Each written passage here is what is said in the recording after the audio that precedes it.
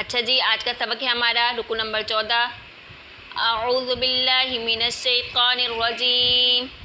بسم اللہ الرحمن الرحیم۔ وقالت اليہود لیست النصارى على شیء وقالت النصارى لیست اليہود على شیء۔ اور یہود تو کہتے ہیں کہ نصارہ نہیں کسی راہ پر، اور نصارہ کہتے ہیں کہ یہود نہیں کسی راہ پر۔ وَهُمْ يَتْلُونَ الْكِتَابَ، باوجود یہ کہ پڑھتے ہیں کتاب۔ كَذَلِكَ قَالَ الَّذِينَ لَا يَعْلَمُونَ مِثْلَ قَوْلِهِمْ، اور اسی طرح کہا ان لوگوں نے جو جاہل ہیں انہی کی سی بات۔ فَاللَّهُ يَحْكُمُ بَيْنَهُمْ يَوْمَ الْقِيَامَةِ فِيمَا كَانُوا فِيهِ يَخْتَلِفُونَ، اب اللہ حکم کرے گا ان میں قیامت کے دن جس بات میں وہ جھگڑتے تھے۔ وَمَنْ أَظْلَمُ مِمَّنْ مَنَعَ مَسَاجِدَ اللَّهِ أَنْ يُذْكَرَ فِيهَا اسْمُهُ وَسَعَى فِي خَرَابِهَا،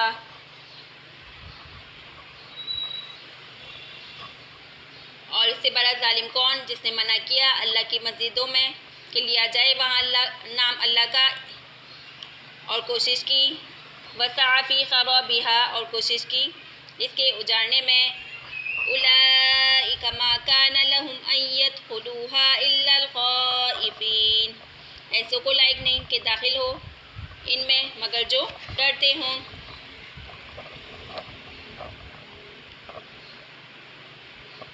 لَهُمْ فِي الدُّنْيَا خِزْيٌ وَلَهُمْ فِي الْآخِرَةِ عَذَابٌ عَظِيمٌ، اور ان کے لیے دنیا میں ذلت ہے اور ان کے لیے آخرت میں بڑا عذاب ہے۔ وَلِلَّهِ الْمَشْرِقُ وَالْمَغْرِبُ، اور اللہ ہی کا ہے مشرق اور مغرب۔ فَأَيْنَمَا تُوَلُّوا فَثَمَّ وَجْهُ اللَّهِ، سو جس طرف تم منہ کرو وہی ہے متوجہ۔ إِنَّ اللَّهَ وَاسِعٌ عَلِيمٌ، اور بے شک اللہ تعالیٰ انتہائی بخشنے والا اور جاننے والا ہے۔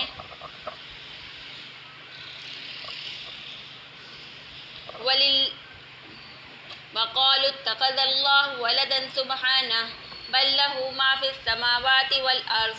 كُلٌّ لَّهُ قَانِتُونَ، اور کہتے ہیں کہ اللہ رکھتا ہے اولاد، ولد اولاد، سبحانہ وہ تو پاک ہیں باتوں سے، بل لہ ما فی السماوات والارض، بلکہ اسی کا ہے جو کچھ آسمان میں ہے اور جو کچھ زمین میں ہے۔ کل لہ قانتون، سب اسی کے تابدار ہیں۔ بدیع السماوات والارض وَإِذَا قَضَىٰ أَمْرًا فَإِنَّمَا يَقُولُ لَهُ كُن فَيَكُونُ، نیا پیدا کرنے والا ہے آسمان کا اور زمین کا، اور جب حکم کرتا ہے کسی کام کو تو یہی فرماتا ہے اس کو کہ ہو جا، بس وہ ہو جاتا ہے۔ وَقَالَ الَّذِينَ لَا يَعْلَمُونَ لَوْلَا يُكَلِّمُونَ اللَّهُ أَوْ تَأْتِينَا آيَةٌ كَذَلِكَ قَالَ الَّذِينَ مِن قَبْلِهِمْ مِثْلَ قَوْلِهِمْ تَشَابَهَتْ قُلُوبُهُمْ،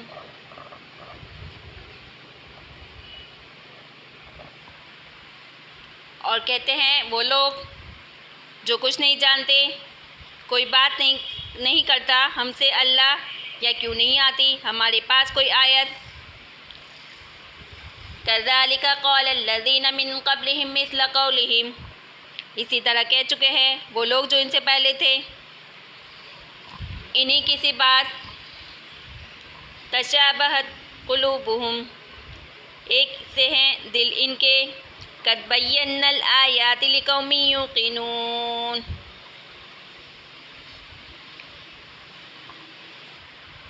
بے شک ہم نے نشانی بیان کر دی ہیں ان لوگوں کے لیے جو یقین لاتے ہیں۔ انا ارسلناک بالحق بشیرا ونذیرا ولا تسأل عن اصحاب الجحیم، بے شک ہم نے تجھ کو بھیجا ہے سچا دین لے کر، خوشخبری دینے والا اور ڈرانے والا، اور تجھ سے پوچھ نہیں دوزخ میں رہنے والوں کی۔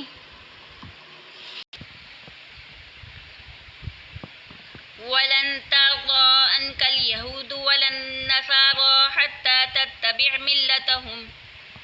اور تجھ سے ہرگز نہ ہوں گے راضی یہود اور نصارہ جب تک تو تابع نہ ہو ان کے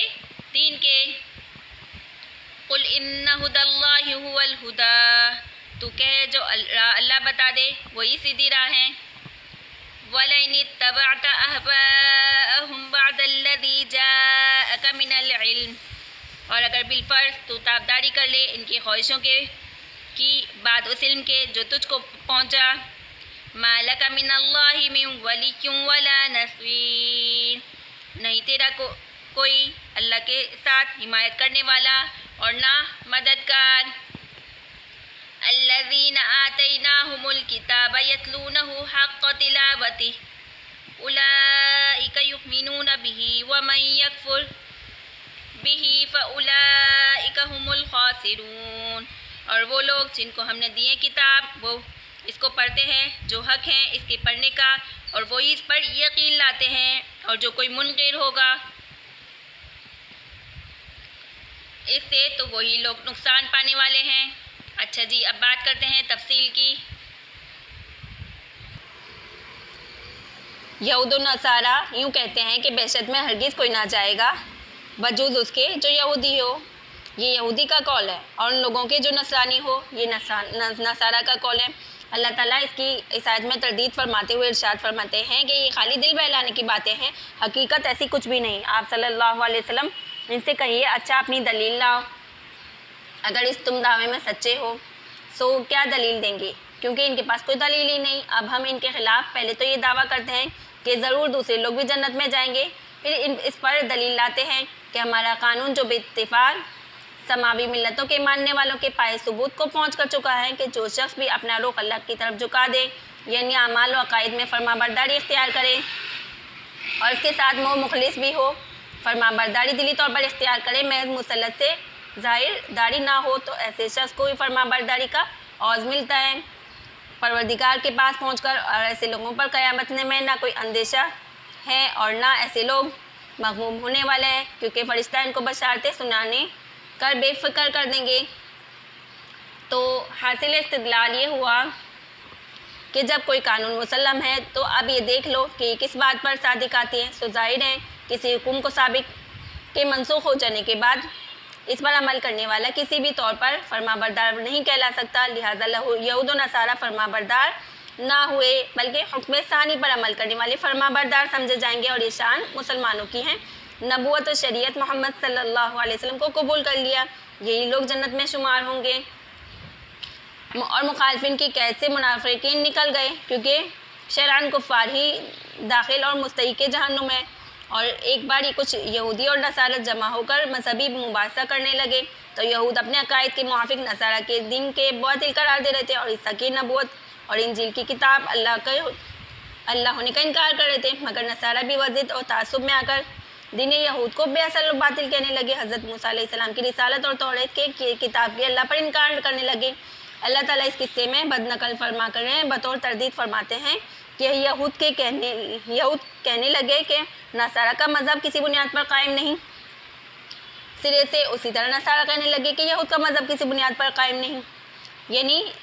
سرے سے غلط ہے، حالانکہ سب فریقین کے لوگ آسمانی کتابیں پڑھتے پر آتے ہیں، یعنی یہودی توریت کو اور عیسائی انجیل کو،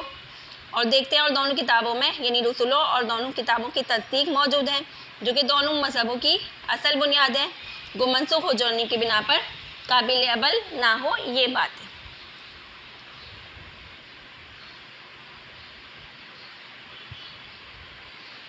اللہ پاک فرماتے ہیں کہ اہل جنت جو نیک اعمال کریں گے وہ اس میں جائیں گے، اور اہل باطل کو جہنم میں پھینک دیا جائے گا۔ اللہ تعالیٰ نے دونوں قوموں کی جہالت اور گمراہی کے متعلق فرمایا کہ یہ دونوں جنت میں جانے کے اصل سبب سے غافل ہیں، محض مذہب کے نام کی قومیت کے پیچھے پڑے ہیں۔ حقیقت یہ ہے کہ مذہب یہود ہو یا نصارہ یا اسلام، ان سب کی اصل روح دو چیز ہیں۔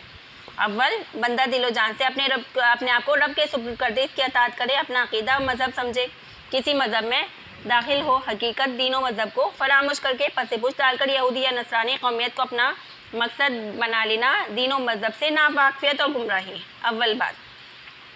دوم بات یہ ہے کہ جنت میں جانے کے لیے صرف یہ نہیں کہ کوئی آدمی اپنے دل سے خدا کی فرمانبرداری کا قصد تو درست کر لے، مگر اطاعت و فرمانبرداری اور عبادت کے متعلق اپنے ذہن و خیال کے مطابق خود کر لے، بلکہ یہ ضروری ہے کہ عبادت، اطاعت اور امتثال عمل کے طریقے وہی اختیار کرے جو اللہ تعالیٰ نے اپنے رسول کے ذریعے بتائے اور متعین کیے۔ اول بات بلا من اسلم آگے تک کے ذریعے، دوسری وہو محسن کے ذریعے واضح کی گئی۔ معلوم ہوا کہ نجات آخروی اور دخول جنت کے لیے قصد اطاعت کافی نہیں، بلکہ حسن عمل بھی ضروری ہے۔ حسن عمل کا مصداق وہی تعلیم اور طریقہ ہے جو قرآن و سنت اور رسول خیر الامم صلی اللہ علیہ وسلم کے مطابق ہو۔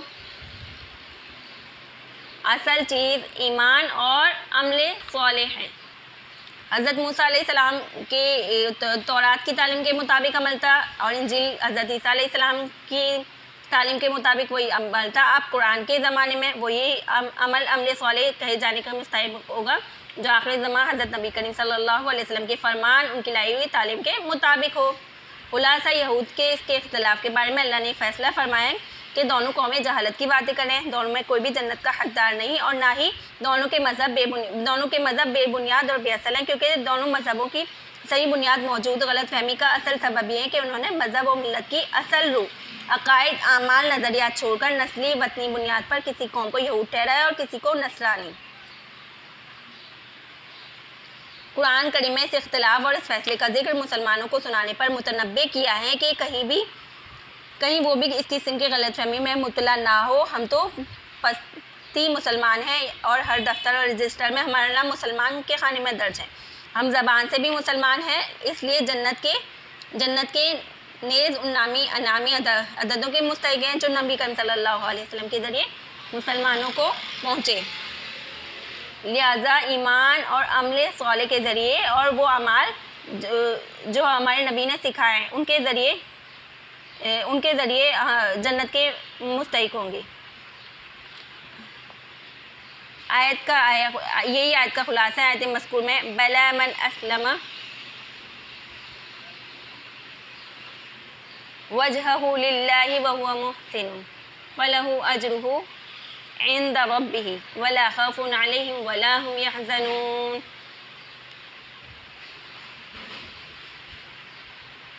مسلمان جب ایمان و اسلام کا نام لے اللہ کی محبت کا دم بھرتا ہے تو وہ اللہ کے دوستوں کی فہرست میں شامل ہو جاتا ہے، اور برے اعمال کی سزا عموماً دنیا میں دے دی جاتی ہے تاکہ آخرت کا عذاب ہلکا ہو جائے۔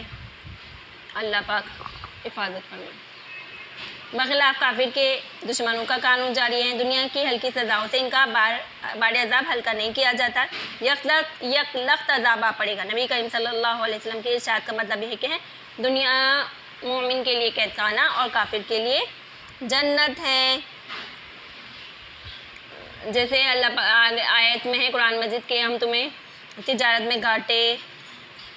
جان مال کی تنگی، رزق کی تنگی اور صحت کے ذریعے آزمائیں گے، اور خوشخبری ہے ان لوگوں کے لیے جو صبر کرے۔ اس سے آگے آیت ہیں ومن اظلم، اور اس سے بڑا ظالم کون جس نے منع کیا اللہ کی مسجدوں میں کہ لیا جائے وہاں اس کا نام، اور کوشش کی اس کے اجاڑنے کی، ایسے کو لائق نہیں کہ داخل ہو ان میں مگر ڈرتے ہیں ان کے لیے رسوائی ہے دنیا کی زندگی میں اور ان کے لیے آخرت میں بڑا عذاب ہے۔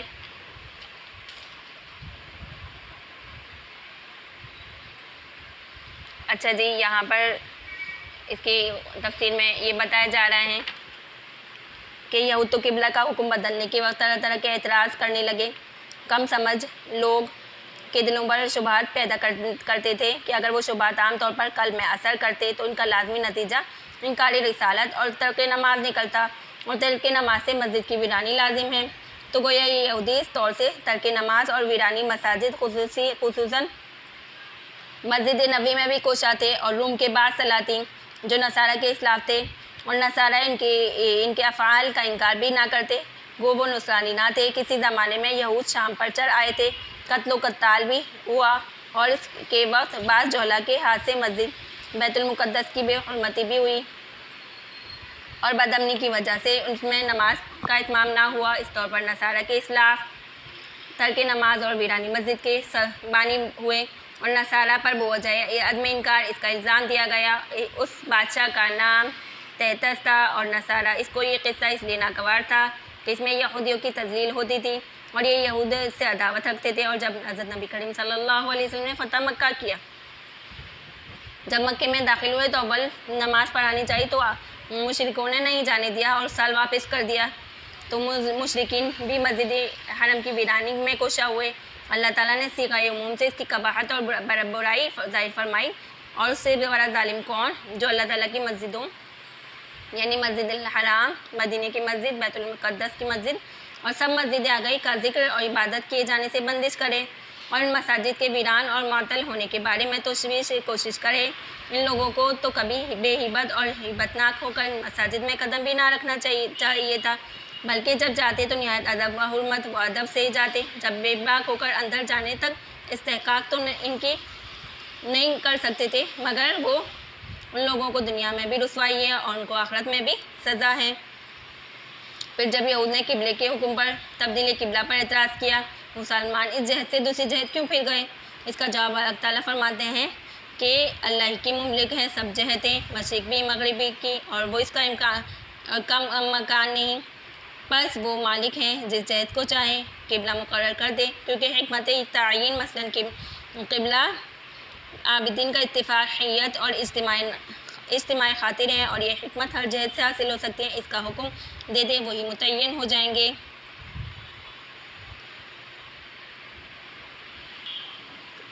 اللہ پاک کی ذات کسی جہت کے ساتھ مخصوص نہیں۔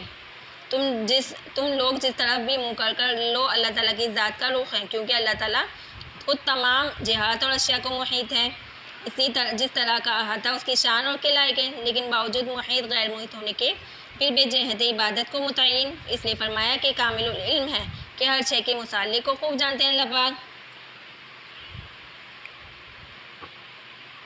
اچھا، اس میں دو باتیں آئیں۔ اول کہ دنیا کی تمام مساجد آداب کے لحاظ سے مساوی ہیں، بیت المقدس، مسجد الحرام، مسجد نبی کی بے حرمتی ظلم عظیم ہے۔ اسی طرح تمام مساجد کے متعلق بھی یہی حکم ہے، اگرچہ ان تینوں مساجد کی خاص بزرگی و عظمت اپنی جگہ مسلم ہے کہ مسجد حرام میں ایک نماز کا ثواب 1,00,000 کے برابر، مسجد نبی میں اور نیز بیت المقدس میں 50,000 نمازوں کے برابر ملتا ہے۔ ان تینوں مساجد میں نماز پڑھنے کی خاطر دور دراز ملکوں سے سفر کر کے پہنچنا موجب ثواب اور باعث برکت ہے۔ دوسرا مسئلہ یہ معلوم ہوا کہ مسجد میں آ کر ذکر و نماز سے رکنے کی جتنی بھی صورتیں ہیں وہ سب ناجائز و حرام ہیں۔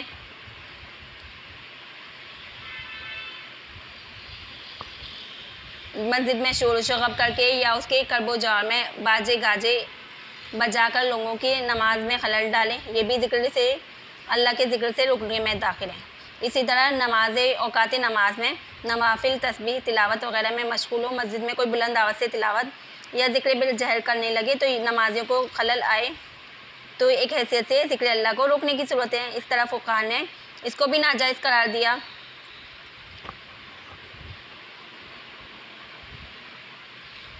اسی طرح مسجد میں جب لوگ نماز میں مشغول ہوں، اپنا سوال کرنا، کسی دینی کام کے لیے چندہ جمع کرنا، ایسے وقت میں یہ بھی ممنوع ہے۔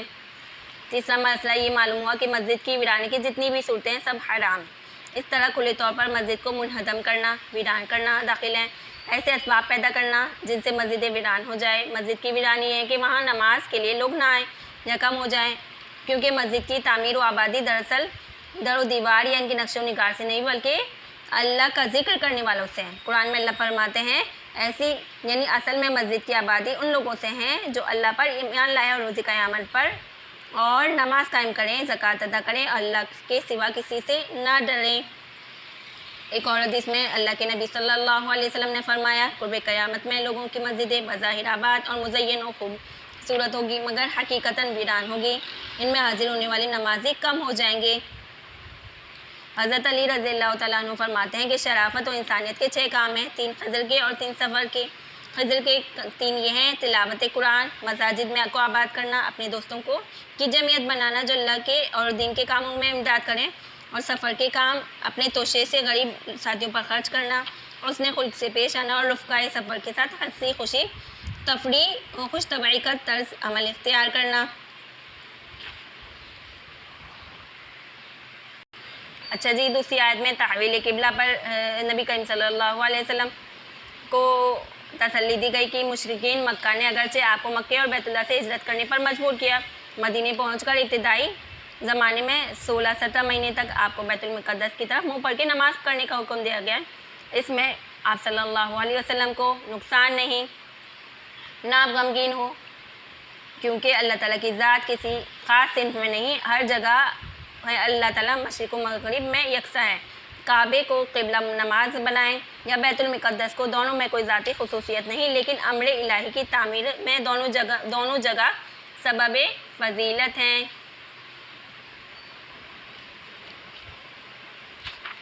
بیت المقدس اور کعبہ دونوں مقدس ہیں۔ حضرت نبی کریم صلی اللہ علیہ وسلم اور صحابی کی خواہش کے مطابق حکم کو منسوخ کر کے قبلہ عالم بنا دیا گیا کعبے کو۔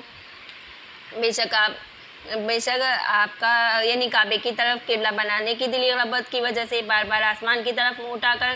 دیکھتے، شاید یہ سب اور ہم یہ دیکھ رہے تھے، اس لیے اب ہم آپ صلی اللہ علیہ وسلم کو اسی قبلے کی طرف متوجہ کریں گے جس کو آپ چاہتے ہیں۔ اس لیے آپ سے اپنا چہرہ نماز میں مسجد حرام کی طرف کیا کریں، اور یہ حکم کچھ آپ ہی کے لیے مخصوص نہیں بلکہ تمام امت کے لیے حکم دیا گیا کہ تم جہاں کہیں بھی ہو موجود ہو، یہاں تک کہ خود بیت المقدس کے اندر بھی، تو نماز میں اپنا رخ مسجد الحرام کی طرف کر لیا کرو۔ وَلِلَّهِ الْمَشْرِقِ وَالْمَغْرِبِ نے استقبال قبلہ کی پوری حقیقت کو واضح کر دیا۔ اس کا منشا بیت المقدس، بیت اللہ کی معاذ اللہ پرستش نہیں، اور نہ ان دونوں مکانوں کے ساتھ اللہ تعالیٰ کی ذات مخصوص ہے، بلکہ اسی کی ذات سارے عالم پر محیط ہے، ہر سمت میں اس کی توجہ یکساں ہے۔ پھر جو کسی خاص مکان یا سمت کو مخصوص کیا جاتا ہے اس میں دوسری حکمتیں ہیں۔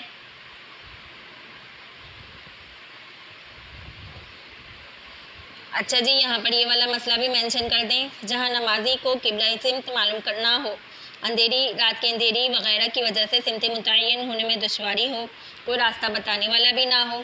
تو وہاں بھی یہی حکم ہے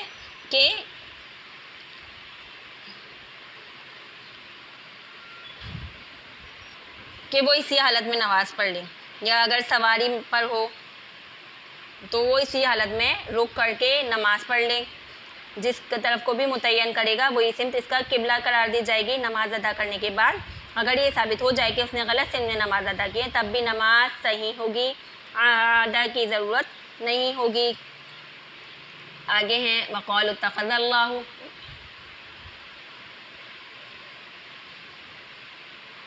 اور کہتے ہیں کہ اللہ رکھتا ہے اولاد۔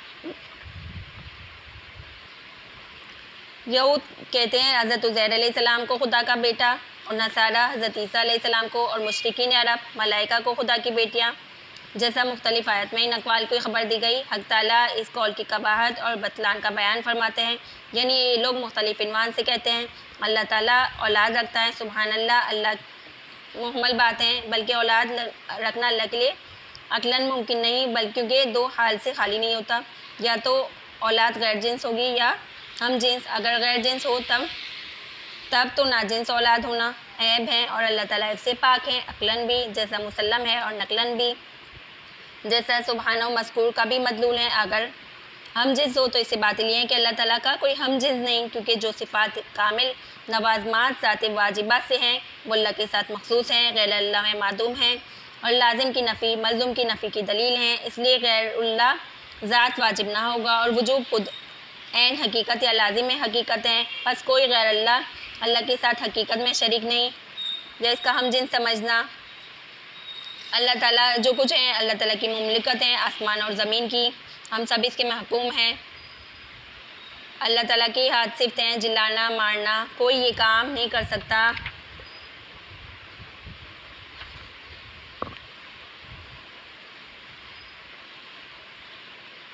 خاص کاموں میں ملائکہ کو مقرر کرنا، مثلاً بارش، رزق اور اسی طرح اسباب اور مواد اور قوا سے کام لینا، یہ سب کسی حکمت خداوندی پر مبنی ہیں،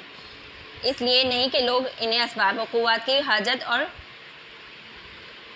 امان کی استناعت اور مدد طلبگار ہوں۔ بیضاوی نے کہا کہ پہلی شرائع میں اللہ تعالیٰ کو سبب اول ہونے کی وجہ سے باپ کہا کرتے تھے۔ جاہلوں نے ولادت کے معنی سمجھ لیے، یہ عقیدہ رکھنا، ایسا کرنا کفر قرار دیا گیا۔ دفع فساد کی مسلط سے اب ایسے لفظ کے استعمال کی بالکل بھی اجازت نہیں۔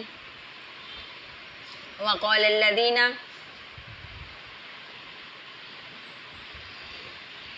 اور کہتے ہیں وہ لوگ جو کچھ نہیں جانتے، کیوں نہیں بات کرتا ہم سے اللہ، یا کیوں نہیں آتی ہمارے پاس کوئی آیت؟ اسی طرح کہہ چکے ہیں وہ لوگ جو ان سے پہلے تھے، انہی کی سی بات، ایک سے ہیں دل ان کے، بے شک اللہ ہم نے بیان کر دی نشانیاں ان کے واسطے جو یقین رکھتے ہیں۔ بعض جاہل یہود و نصارہ مشرکین نبی پاک صلی اللہ علیہ وسلم کو یوں کہتے کہ خود اللہ ہم سے کلام کیوں نہیں فرماتا ہے فرشتوں کے بغیر، جیسے خود فرشتوں سے کلام فرماتا ہے، فرشتوں کے واسطے سے، جیسے پیغمبروں سے بطور طور وہی بات کرتے ہیں، اس طرح ہم کو خود احکام بتا دیں اور دوسرے رسول کو ہمیں ضرورت ہی نہ رہے رسول کی، یا کم سے کم اتنا ہی کہہ دیں کہ محمد صلی اللہ علیہ وسلم اللہ کے رسول ہیں، تو ہم اس کی رسالت کے قائل ہو کر ان کی اطاعت کرنے لگے، یا ہمارے پاس کوئی دلیل لے آئیں۔ تو ایسا پہلے بھی کہہ چکے ہیں، پہلے کے لوگ بھی کہہ چکے ہیں جاہل، ان کے قلوب میں کش فہمی ہے، ایک دوسرے کے مشابہہ، اس لیے سب کی سب ایک ہی اسی بات ہوئی۔ پھر ثالثاً اس قول کا جواب، اور چونکہ اس قول کا جز اول حماقت محض ہے کہ اپنے کو اس لیاقت پر ہم پلہ ملائکہ اور انبیاء کا بنانا چاہتے تھے، جو بالکل بدہی البطلان ہے، اس لیے احمقانہ بات کو نظر انداز کر کے صرف دوسرے جز کا جواب دیتے ہیں۔ تم ایک دلیل کو لیے پھرتے ہو، ہم نے تو بہت سی دلیلیں رسالہ المعتمد محمدیہ کے ثبوت کے طور پر بیان کر دی، جو یقین اور اطمینان چاہتے ہیں ان کے لیے کافی ہیں۔ اللہ یہود و نصارہ تو اہل کتاب تھے، اس میں اہل علم بھی تھے، اس کے باوجود اللہ تعالیٰ نے جاہل فرمایا، اس کے باوجود یہ کہ قطعی اور قوی دلائل کے کثرت سے قائم کر دیے، پھر بھی انکار کرتے تھے، تو جہالت میں نہیں تو اور کیا ہے۔ آگے آیت ہے اِنَّا أَرْسَلْنَاكَ بِالْحَقِّ بَشِيرًا وَنَذِيرًا، بے شک ہم نے تجھ کو سچا دین دے کر خوشخبری دینے والا اور ڈرانے والا بھیجا، اور تجھ سے پوچھ نہیں دوزخ میں رہنے والوں کی، یعنی جو لوگ جہالت اور انات کی بدولت دل تنگی پیش کرتے ہیں، ان کے ایمان نہ لینا کی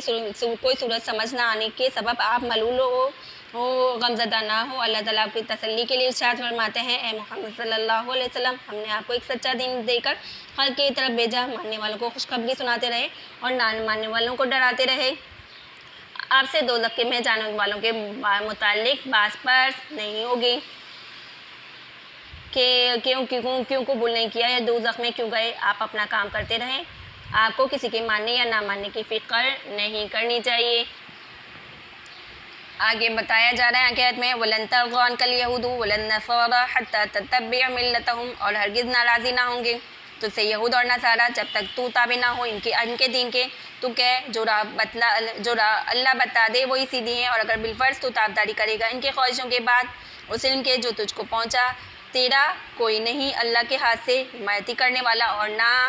مددگار، اور کبھی خوش نہ ہوں گے آپ سے یہ یہود اور یہ نصارہ جب تک آپ ان کے مذہب کے پیروکار نہ ہو جائیں، اور یہ محال ہے بس ان کا راضی ہونا محال ہے، اگر آپ کبھی اس قسم کی بات ان کے زبانی حال سے مترشح ہو کر آپ صاف کہہ دیں کہ بھائی حقیقت میں ہدایت کا راستہ تو وہی راستہ ہے جس کے اللہ ہدایت کا راستہ بتاتا ہے دلائل سے، پس راہ ہدایت